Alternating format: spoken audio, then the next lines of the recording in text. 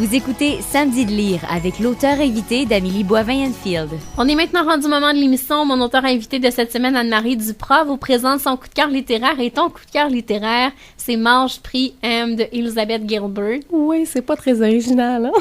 Ah, ben, moi, j'étais contente parce qu'il y a jamais personne qui a parlé de cet ouvrage-là à mon émission. Puis moi, c'est un ouvrage qui m'a marqué, que j'ai lu il y a 6 ans, déjà. Ben ça fait un bout, hein, mais c'est un truc qui marque tellement. Au début, j'hésitais, puis je me suis dit, ça fait vraiment quétaine, tu sais. Écoute, j'ai résisté à acheter ce livre-là pour les mêmes raisons. Puis là, je me suis dit, Anne-Marie, fais pas semblant que tu lis du Ionesco quand t'es chez vous, c'est pas vrai. Tu peux l'avouer que t'as lu ce livre-là, puis que tu l'as beaucoup aimé. Moi, quand ce livre-là est sorti, à un moment donné, on le voyait partout, là. Eat, Pray, Love. Puis moi, j'étais une grande fan d'Oprah aussi. J'en entendais parler tout le temps.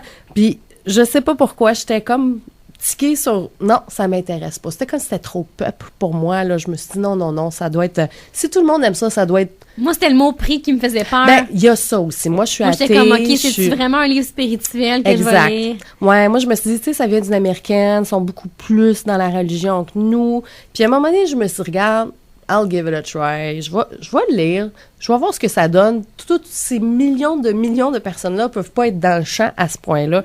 Puis quand je l'ai commencé, je pense que j'ai lu ça en 3 jours. Je l'ai dévoré, ce livre-là. Puis tu vois, en s'en venant dans la voiture, je le feuilletais un peu pour me replonger dedans. Puis si je m'étais écoutée, je l'aurais relu au complet encore une fois, tellement ce livre-là est facile à lire et d'un autre côté est tellement complexe dans ce qu'il t'apporte. Mm-hmm. Moi, ça m'a tellement marqué, ce livre-là. Ça donne un coup de pied au derrière. En tout cas, moi, c'est ce que ça fait dans ma vie quand je l'ai lu. Oui, puis même plus tard, hein, tu sais, quand t'es dans des moments difficiles, tu repenses... moi, je revois Elizabeth Gilbert qui est dans une vie qui, de l'extérieur, a tout en apparence pour être parfaite, puis qu'à un moment donné, se réalise qu'elle est juste pas heureuse là-dedans, puis qu'elle va tout laisser ça là, puis elle va donner une chance à la vie, elle va aller voir ailleurs si elle est là, puis elle prend des risques énormes, elle abandonne ce que beaucoup de gens rêvent tout simplement d'avoir, un beau mari, une belle maison, de l'argent, une carrière qui va bien, puis elle décide de se jeter dans le vide, carrément.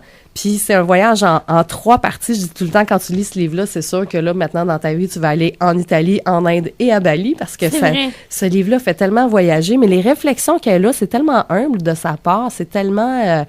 tu sais, comme je lisais un passage tantôt où elle se met à s'écrire elle-même dans un journal, puis elle se rend compte qu'elle va être sa meilleure amie, puis qu'elle va se sauver elle-même. Il n'y a personne qui va la sauver, sauf elle.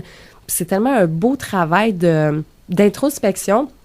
Puis le côté prier, en fait, tu sais, ça ramène à la spiritualité, que ça soit Dieu, que ça soit peu importe qui tu pries, c'est vraiment plus de te connecter avec ta spiritualité. Mm-hmm. Elle parle beaucoup de méditation. Moi, j'étais une fille qui avait peur de la méditation parce que, tu sais, peur du silence, peur d'être avec moi-même. Puis là, elle t'amène ça. Premièrement, elle a peur aussi. Elle est terrifiée. Fait que déjà, tu te dis, OK, je suis pas toute seule à être terrifiée. C'est vrai. Puis elle t'explique le processus de ça. Puis tu te dis, ben ouais, c'est pas fou, hein? Peut-être que ça vaudrait la peine, des fois, que je fais juste écouter le silence, que j'essaie d'écouter la petite voix qui est en moi. Puis il y a des choses que je lisais là-dedans, puis je me rends compte que inconsciemment que j'ai remis un petit peu aussi dans mon livre. Tu sais, d'être sa meilleure amie, d'écouter la petite voix, tout ça. C'est un livre que je pense qu'il faudrait que je lise à tous les 5 ans minimum. Vraiment, là, tu vois, tu m'as déjà, en m'obligeant à me replonger dedans, tu m'as redonné le coup de le lire. Puis je t'avais dit aussi, quand on s'est vu l'autre jour, j'ai vu le film. Ça aussi, j'ai résisté à voir le film, parce que souvent, quand j'adore un livre, j'ai peur de voir le film, parce que souvent, on dit, tu sais, le livre était meilleur. Puis j'aimais pas l'idée aussi que c'était Julia Roberts, parce que dans ma tête, Elizabeth Gilbert, je l'avais personnifiée d'une façon, puis c'était certainement pas Julia Roberts. Puis pour moi, Julia Roberts, c'est Pretty Woman, c'est tellement trop drôle. Puis j'ai aimé le film, mais je le reverrai pas. Tu sais, je suis contente de l'avoir vu parce que ça m'a permis de voir, de visualiser plus, admettons, justement, l'Italie, là, tu la vois, l'Italie, tu vois Rome, tu les vois, les pâtes, tu vois le match de foot. Ça, j'ai adoré voir Bali, j'ai adoré voir l'Inde.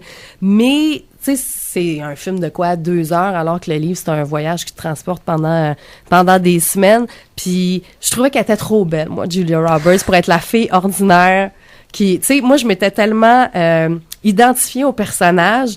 Là, je pouvais plus m'identifier parce que je peux pas m'identifier à Julia Roberts. Fait que là, je fais de moi, ça marche moins son affaire. Fait que j'ai aimé le film. C'est pour les gens qui aiment pas lire, c'est sûr que le film, ça fait sûrement la job. Mais pour ceux qui ont pas lu le livre, moi, je l'ai lu la première fois en anglais. Je tenais aussi à lire dans la langue dans laquelle ça a été écrit.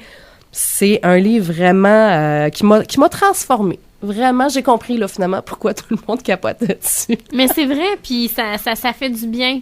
Moi, Ça je me lui fait souviens à du bien, l'époque, oui. c'est une amie à moi, j'étais dans une période difficile de ma vie, puis elle m'a dit, faut que tu lises ça. Ouais, puis c'est un livre qui est un beau cadeau aussi. Moi, je me rappelle de l'avoir acheté à quelques reprises à des filles qui allaient pas très, très bien en leur disant « ça va te faire du bien. Je te jure que ça peut pas ne rien te faire. C'est sûr que ça va t'ébranler. » Puis ça donne beaucoup, beaucoup d'espoir aussi, ce livre-là, parce que si cette fille-là a réussi à devenir ce qu'elle est aujourd'hui, puis elle a été la première surprise, hein. Je veux dire, un peu comme pour mon livre, là, je veux pas comparer, là, mais Elle l'écrivait pour elle au départ. mais c'est ça. Puis je pense que c'est pour ça que certains ouvrages marchent. Parce que si tu écris un livre en disant, moi, je vais en vendre des livres, je vais vraiment en vendre, puis que tu essaies de faire une formule, ça peut fonctionner, mais tu n'iras jamais rejoindre les gens de la même façon que si ça vient vraiment de toi. Ma mère arrête pas de me dire qu'elle est tellement pas étonnée de tout ce qui m'arrive en ce moment. Elle m'a dit, Anne-Marie, ça fait presque 20 ans que je te le dis, le jour où tu vas parler avec ton cœur, le jour où ça va vraiment partir de toi en essayant pas de plaire à personne, mais que ça va être vrai, vrai, vrai, tu vas voir, c'est à ça que les gens se rallient, puis effectivement, c'est ça qui arrive. Puis Elizabeth Gilbert, c'est ça qu'elle a fait, mais aussi ce qui est le fun, c'est que elle a continué d'écrire, mais elle a fait aussi un TED Talk qui était super intéressant, où elle expliquait la pression de ce livre-là. Elle dit, moi, j'ai écrit ce livre-là avec aucune attente. C'était un exercice que je devais faire et qui, bon, finalement, ça s'est avéré être un grand, grand, grand succès. Mais elle dit, après avoir eu un succès comme ça, l'attente, la barre est tellement haute. Elle dit qu'après, elle a été pétrifiée d'écrire pendant vraiment très longtemps parce qu'elle disait, c'est impossible pour moi de faire mieux que ça. Ça se peut pas, puis les gens s'attendent à ça, je serais jamais capable. Puis là, ça l'a comme paralysée. Puis à un moment donné, il a fallu qu'elle retourne où elle était allée pour ce livre-là, puis réapprendre à lâcher prise, puis à faire, c'est pas grave. Ça va donner ce que ça va donner. Celui-là, c'est celui-là. Puis le prochain, ça va être autre chose. Puis elle fait un TED Talk qui se retrouve facilement sur Internet. Si on tape TED Talk Elizabeth Gilbert, j'imagine, où elle explique ça, mais avec beaucoup, beaucoup, beaucoup d'humour. C'est une femme qui a vraiment beaucoup d'humour. Puis elle a décidé de lâcher prise, puis elle en a sorti d'autres. Puis finalement, ça va bien, mais c'est sûr que ça sera jamais le succès de celui-là. Puis c'est correct. Elle a décidé que c'était correct.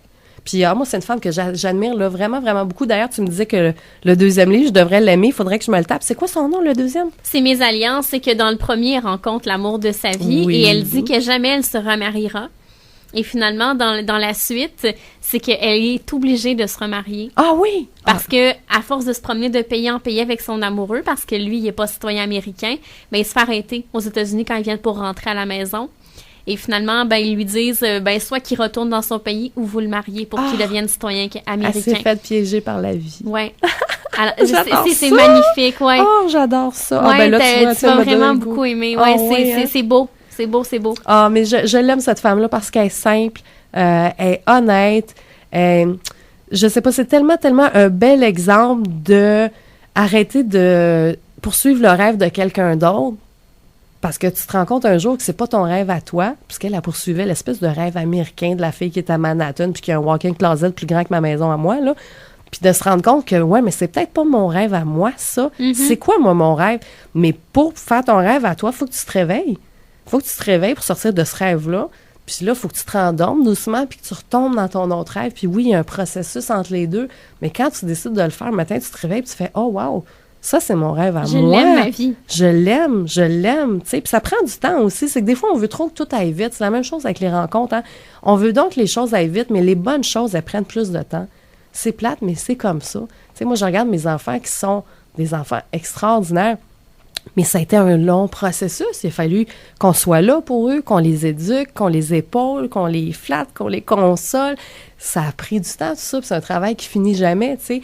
Mais les choses sur lesquelles on met plus de temps et d'attention nous donnent des résultats qui sont tellement plus incroyables. Ce livre-là, j'aimerais savoir en combien de temps elle l'a écrit. Je sais pas si c'est le genre d'exercice qui est sorti presque d'un jet ou ça a été un truc de longue haleine. Là. J'aimerais ça peut-être m'informer là-dessus, parce que c'est quand même une belle brique, là. On s'entend, là. Puis tu me donnes envie de le relire. Oui! Tu sais que bien, les ventes vont commencer à remonter. Je me souviens en plus qu'après, j'avais vu à l'aéroport, il y a un gars qui a sorti une espèce de réponse de gars à ce livre-là. Parce que ça, c'est Mange, Prie, Aime, c'est Eat, Pray, Love. Puis lui, il avait fait genre Drink, Love, Fuck. C'était vraiment là une espèce de la réponse du gars à « Ah, vous êtes bien cute, les filles, avec vos pâtes puis vos petits drinks, puis allez méditer. Nous autres, tout ce qu'on veut, c'est baiser, manger, puis boire des shooters. » Puis, en tout cas, ça a l'air que ça a été un grand, grand, grand succès, ça aussi. Mais tu vois, ça m'intéresse moins de le lire, mais bon. Moi non plus, ça m'intéresse pas. Anne-Marie, si tu me permets, on s'arrête et dans les prochains instants, je te présente des ouvrages que j'ai lus cette semaine. Ah oui!